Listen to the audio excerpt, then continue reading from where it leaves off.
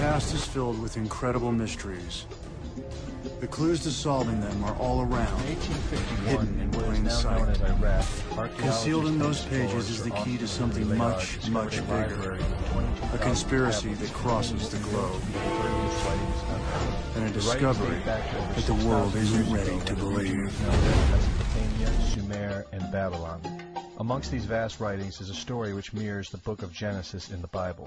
It tells a story of a great flood which reshaped the face of the planet Earth and all of her inhabitants. It tells a story of a tower built and the creation of the spoken word. One of these scrolls includes a star map of what appears to be a sun and its planets.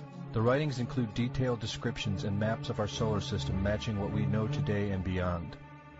It includes a 10th planet in an orbit between Mars and Jupiter. It is written that the 10th planet Nibiru was thrust into our solar system and collided with the planet Tiamat. The remaining bulk of Tiamat over time became Eridu, the Earth as we know it, and the rest of her became the asteroid belt. In retrograde to the other 9 planets, Nibiru took orbit around our Sun in a long ecliptic or apogee. Lasting 3,600 years, it passes between Mars and Jupiter. This story of reptilian gods from the heavens creating man is not at all uncommon. It in fact can be found in most every region of our planet.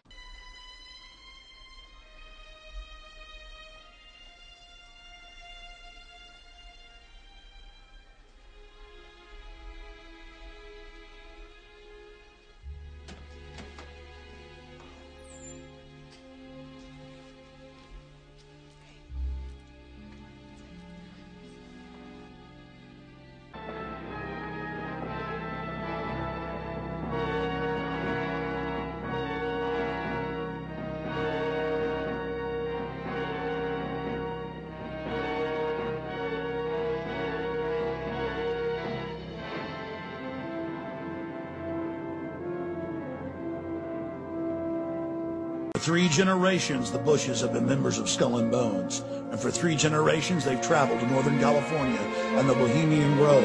There are many prominent foreigners, like German Chancellor Helmut Schmidt, Ronald Reagan, Richard Nixon are pictured here in 1957 at the Bohemian Grove. Both men wrote about the organization in their public memoirs. Schwarzenegger is a reported visitor to the Bohemian Grove, as well as former President Jimmy Carter. Nowhere is the origin of the cult more in evidence than in former German Chancellor Helmut Schmidt's own autobiography, Men in Power, Trilateral Commission, the CFR, Bilderberg Group, and World Government. And he says that much of the decisions are made at the Bohemian Grove.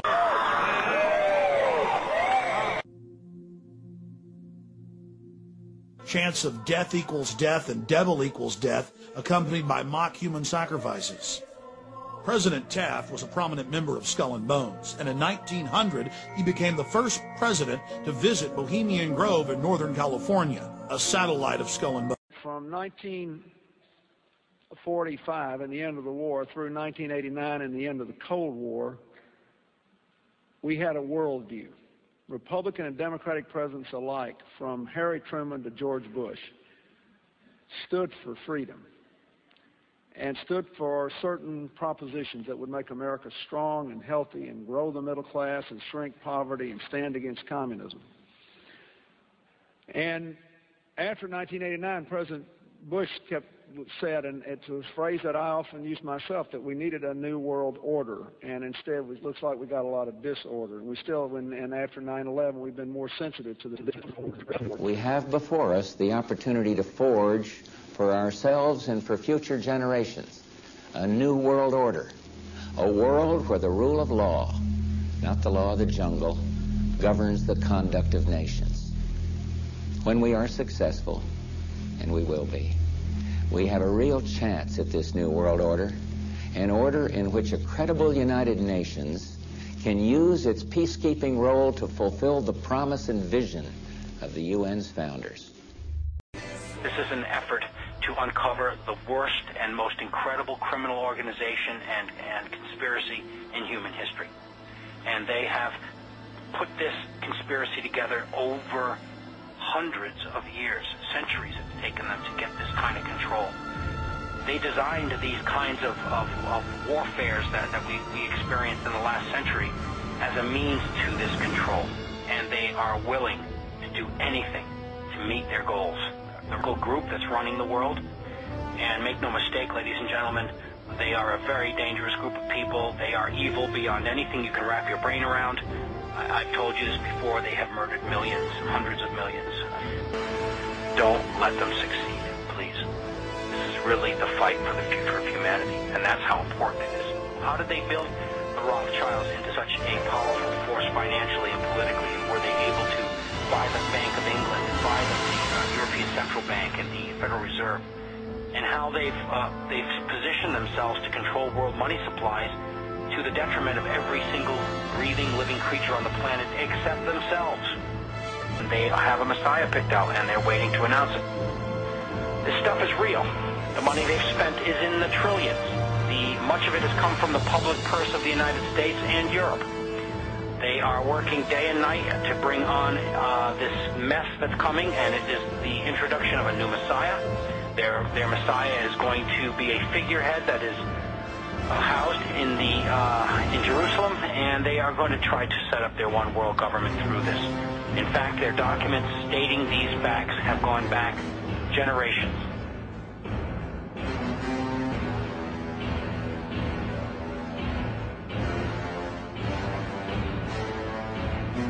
But how much do we need to stand for before we stand up and say that is enough?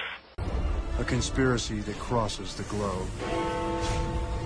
And a discovery that the world isn't ready to believe. This universe that we live in is a creation.